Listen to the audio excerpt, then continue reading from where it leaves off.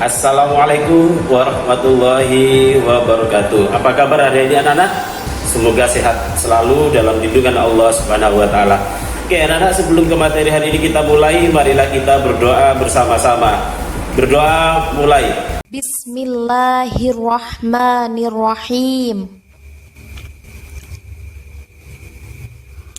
Raditu billahi rabba wabil islami dina wabi muhammadin nabiyya wa rasulah. Rabbi zidni ilman nafi'an warzuqni fahman waj'alni minas solihin. Berdoa selesai. Anak-anak, untuk materi hari ini marilah kita simak video berikut ini sampai tuntas.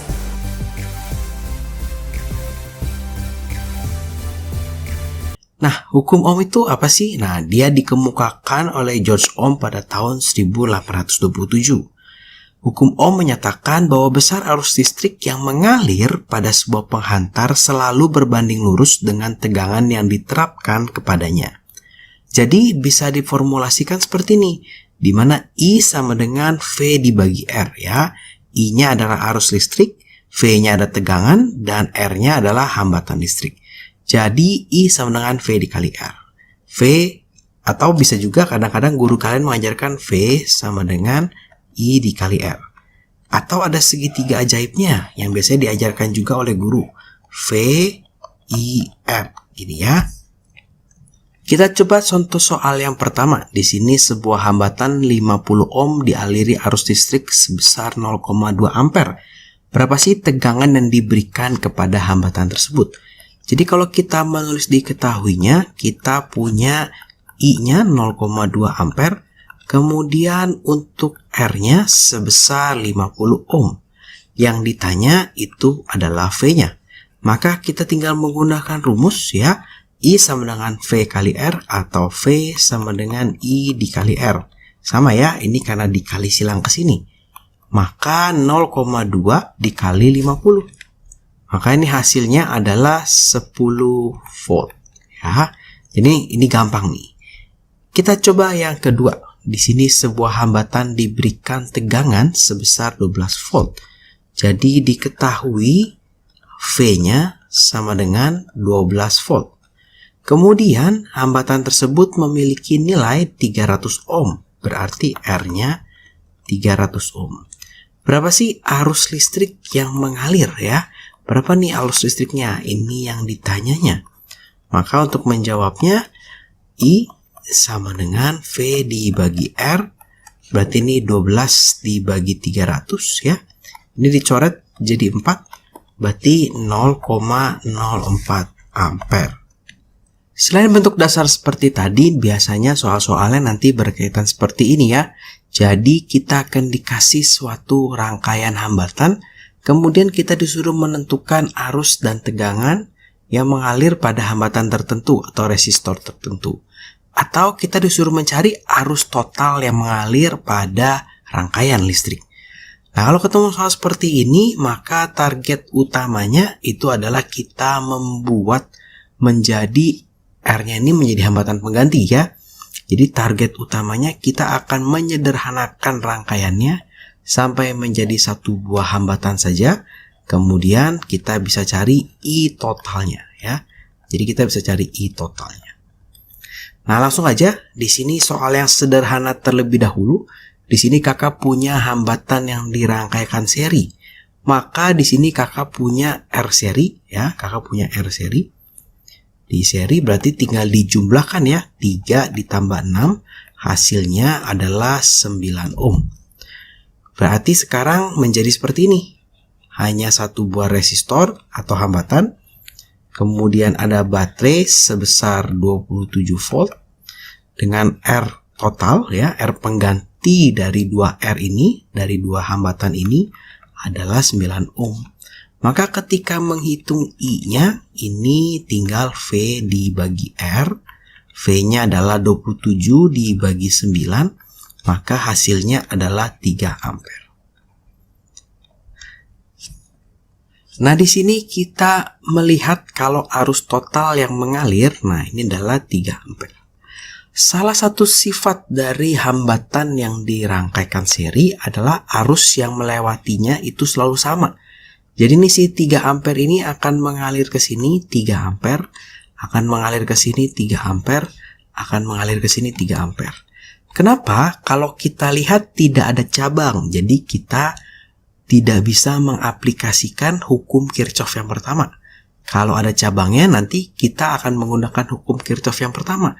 Nanti arusnya ini akan terbagi ya, ada yang lewat cabang ke kiri, ada yang cabang ke kanan, dan bisa 3 cabang, bisa 4 cabang, dan seterusnya. Cuman di soal kali ini tidak ada cabang, artinya arus yang mengalir pada resistor 3 ohm, resistor 6 ohm itu selalu sama, yaitu 3 ampere. Maka kalau kakak punya di sini titik A, di sini titik B, di sini titik C, maka kakak bisa menghitung tegangan yang berada di titik AB atau tegangan yang ada di resistor hambatan bernilai 3 ohm. Itu adalah I dikali R, dengan I-nya 3 ampere dikali R-nya adalah 3 ohm, maka ini adalah 9 volt. Begitu juga kakak bisa menghitung tegangan di BC atau tegangan di hambatan yang 6 ohm. Itu berarti I dikali R, di mana I-nya tetap sama 3 ampere dan R-nya 6 ohm. Nah, ini adalah 18 volt. Ya, jadi kalau ada resistor yang seri, arus yang mengalir pada keduanya itu sama. Sekarang kita mencoba kalau resistornya dirangkai dengan paralel.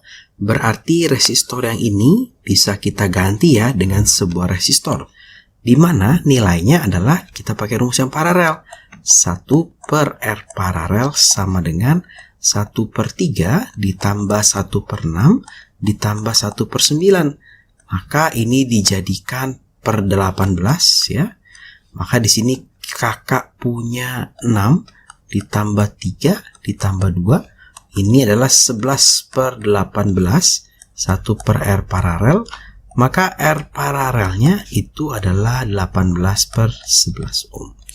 Artinya sekarang dia bisa dibagi seperti ini. Nah, bisa menjadi satu buah resistor dengan nilai ini 36 volt, ini 18/11 ohm. Ini di sini kakak namakan di sini titik A, di sini kakak namakan titik B. Maka di sini juga sama ya, masih titik A, di sini juga titik B. Maka kita bisa menghitung arus total yang mengalir di sini. Ini artinya rumusnya V per R ya. V-nya 36 dibagi R totalnya sekarang 18/11 ya. Ini 36 dikali 11/18. Ini bisa dicoret 2 sehingga menjadi 22 ampere. Jadi yang mengalir ke sini, nah ini I totalnya itu adalah 22 ampere. Nah, di sini itu 22 ampere. Tapi ketika menemui titik ini, dia akan terpecah ya. Ada I1, ada I2, ada I3. Nah, kalau tadi di resistor atau hambatan yang dirangkaikan seri kita punya sifat kalau arus yang mengalir itu sama, maka di resistor atau hambatan yang dirangkaikan paralel yang sama adalah tegangannya. Di mana tegangan di sini ya, ini kan titik AB, di sini juga titik AB itu adalah 36 volt. Kita lihat yang bagian bawah sini ya. Karena tidak ada resistor yang lain, maka itu sama dengan si baterainya. Maka di titik AB ini juga 36 volt. Maka kalau ada arus ke atas dengan besar I1 ya, ini I1, maka kakak bisa menghitung I1-nya itu adalah V dibagi R, di mana V-nya ini VAB yaitu sebesar 36 dibagi R-nya itu yang 3 ohm. Ternyata ini sebesar 12 ampere. Kemudian kakak tulis hitung lagi yang I2 ya, yang ke sini adalah V dibagi R, di mana V-nya ini adalah VAB juga ya. Itu artinya dia 36 dibagi 6, ini adalah 6 ampere. Sehingga yang terakhir untuk yang I3, nah, ini bisa kita hitung V dibagi R sama dengan 36 dibagi 9, ini adalah 4 ampere. Ya, jadi ini kalau ditanya tegangan arus yang mengalir pada setiap hambatan, itu yang 3 ohm itu 12 ampere, yang 6 ohm itu dialiri 6 ampere, yang 9 ohm dialiri 4 ampere. Untuk tegangannya semua sama 36 volt karena dia dirangkaikan paralel. Ya, jadi sebetulnya kalau ada rangkaian hambatan, kita akan menyederhanakan dulu, kemudian kita akan menghitung arus totalnya, baru kita menghitung apa yang ditanya. Sekarang kita coba untuk soal yang nomor 5. Perhatikan rangkaian berikut, tentukan arus dan tegangan yang mengalir pada setiap resistor. Nah, kalau ketemu soal seperti ini, mau tidak mau kita harus menyederhanakan satu persatu, ya. Kita bisa sederhanakan dulu yang ini, ya. Itu akan menjadi satu buah resistor di mana 1 per R paralel 1, ya. Ini R paralel 1 sama dengan 1 per 3 ditambah 1 per 6, maka ini 2 per 6 ditambah 1 per 6, 3 per 6, atau R paralel satunya adalah 6 dibagi 3, 2 ohm. Kemudian biasanya kakak akan menggambar ulang. Kenapa nih digambar ulang? Karena kakak pingin tahu nih proses perubahan hambatannya itu seperti apa. Jadi di sini masih yang 9 ohm. Ya, di sini kakak punya yang 3 ohm. Sekarang di sini sudah berubah menjadi 2 ohm. Anggaplah ini titik A, ini titik B gitu ya. Kemudian ini ada baterainya. Oke. Ini anggap titik C gitu ya. Kemudian berarti kita bisa menserikan ini ya. Ini bisa diserikan sehingga 3 ditambah 2 menjadi 5, dan gambarnya sekarang kita punya 9. Kemudian di sini punya 5 ya. Nah, sekarang kita punyanya tinggal begini nih. Di sini kakak punya titik B, di sini kakak punya titik C. Namanya masih sama. Kemudian ini bisa diparalel lagi ya, di mana 1 per R paralel sama dengan 1 per 9 ditambah 1 per 5, maka menjadi 45 disamakan penyebutnya. Seperti ini ya. Dikali 5, maka satunya dikali 5, maka R paralelnya ini dijumlahkan adalah 14. 45 ini kan 14 per 45, sehingga R paralelnya adalah 45 per 14 ohm. Di sini kakak punya 12 volt. Itu saat itu, ini sekarang sudah menjadi satu buah hambatan saja ya.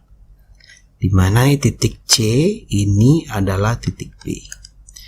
Berarti kalau kita lihat, kita punya arus ya. Nanti di sini kita bisa menghitung arus totalnya. Kita bisa menghitung I totalnya. Itu adalah V dibagi R. V-nya 12 dibagi 45 per 14. Maka 12 dikali 14 per 45. Ini bisa disederhanakan dibagi 3 ya. Ini jadi 15, ini jadi 4. Maka kita punya 56 per 15 ampere. Nah, ini agak jelek hasilnya, 56 per 15. Di sini ada 56 per 15. Nah, tapi saat kalau kita melihat gambarnya ya, jadi ini arus total yang keluar, dia keluar dari sini.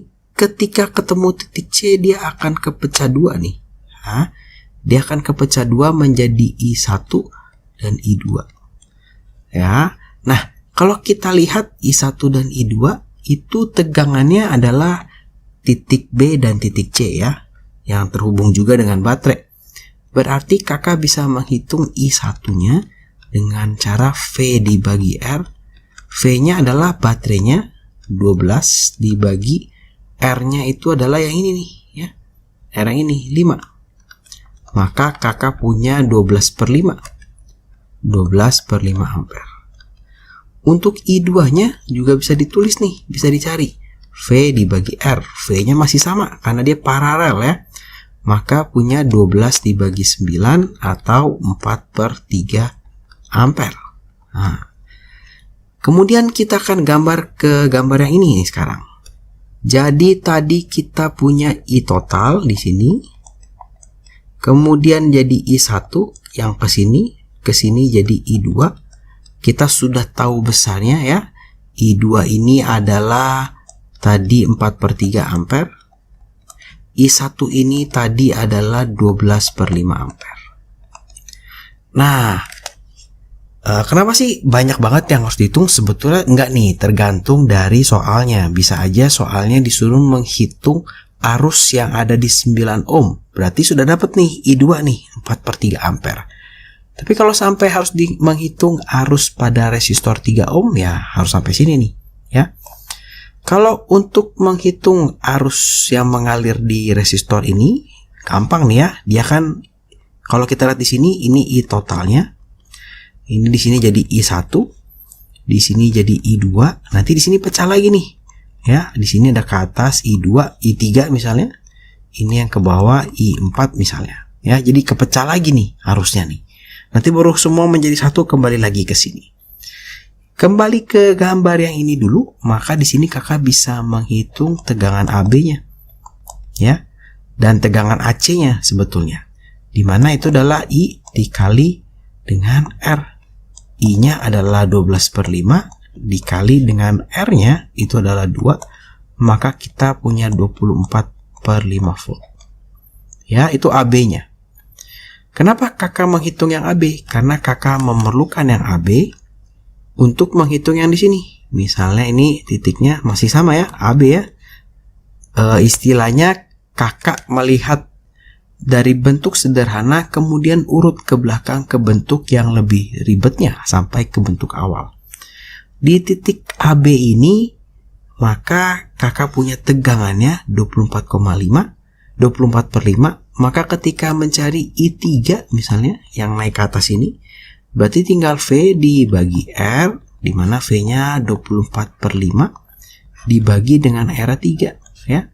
Berarti nanti dapat nih 8/5 ampere ya. Berarti ke sini 8/5 ampere. Berarti yang ini sebetulnya tinggal dikurangi boleh, atau kalau dihitung nanti hasilnya 4/5 ampere. Gitu ya. Nah, jadi kalau secara runut di sini kakak menghitung arus yang mengalir pada setiap hambatan. Tentunya dengan cara pertama-tama kita mencari hambatan total dulu, hambatan penggantinya, baru mencari I totalnya.